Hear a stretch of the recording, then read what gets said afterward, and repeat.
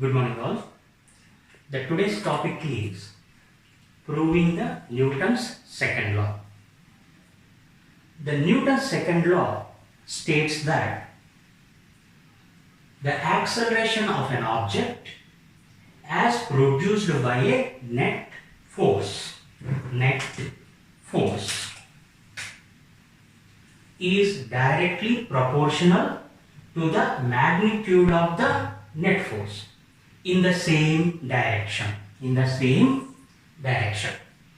as the net force and inversely proportional to the mass of the object.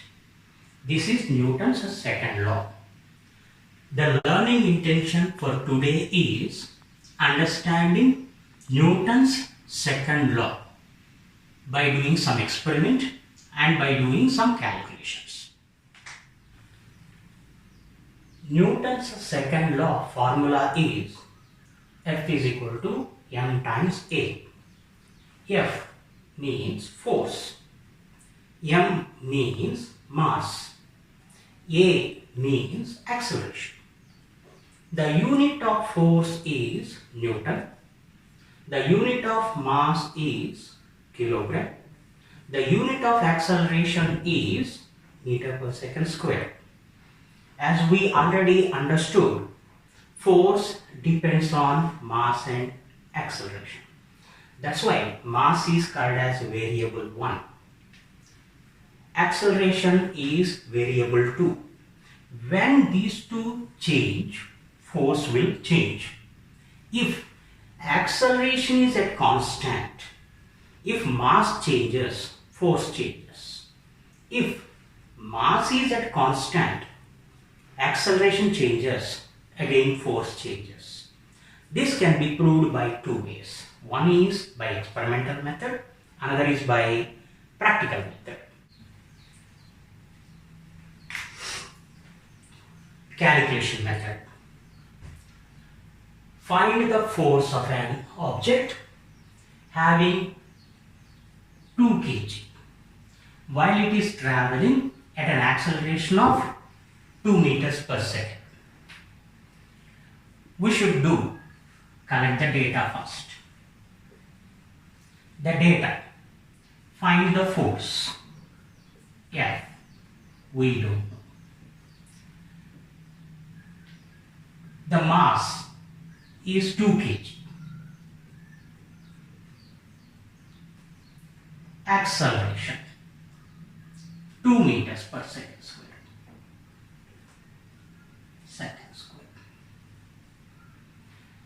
Second step, we have to use the formula F is equal to m times A.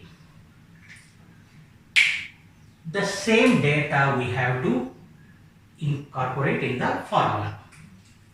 F, m is 2, A 2, altogether it is 4.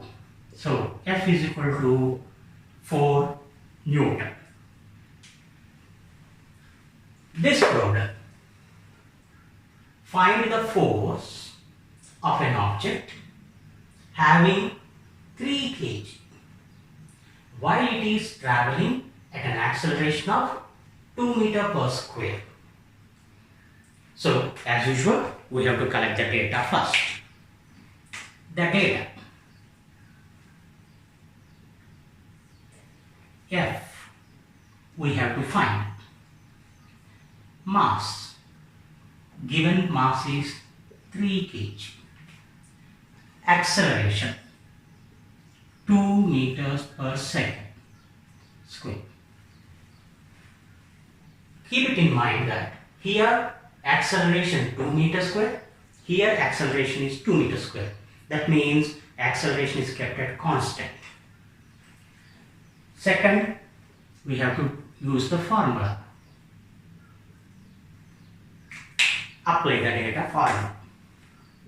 F equal to m is 3 kg, acceleration 2 meters per second square. So finally F equal to 3 times 2 is 6 Newton. We can observe very clearly that when mass increased, force is increased. When acceleration is constant. Here also we can see mass is 2, acceleration is 2. That means 2 is at constant. Here also 2 is at constant.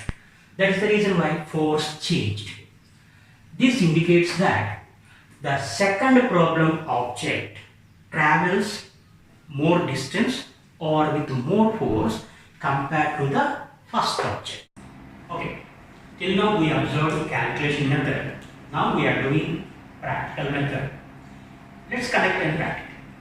To conduct a practical, a setup has been arranged where I selected 2 balls having different masses, and a construction has been made using wood at a V shape to give an elevation as well as acceleration to the object to slide.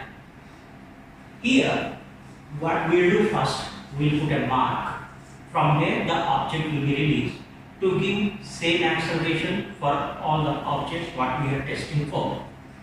Once we release, we will see how far they will go.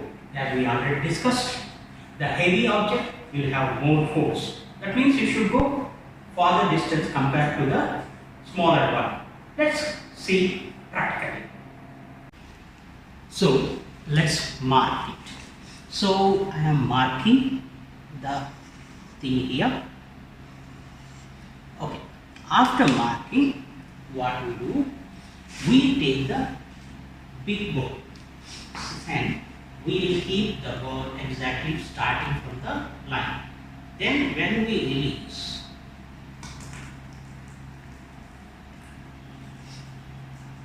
you can see the ball is moving in a straight line. Okay.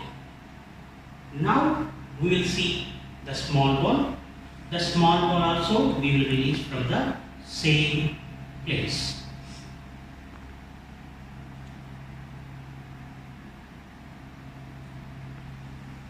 As you see, the bigger ball having more mass has more force when acceleration is same. So it moves farther distance compared to the small ball. As it is having lower mass, so it will travel lesser distance compared to the bigger ball. The bigger ball, as it is having more weight, so it has more force when acceleration is same to the small ball. So this ball traveled up to the long distance. This shows that F is equal to m times A. Well, this is the end of the class for now today.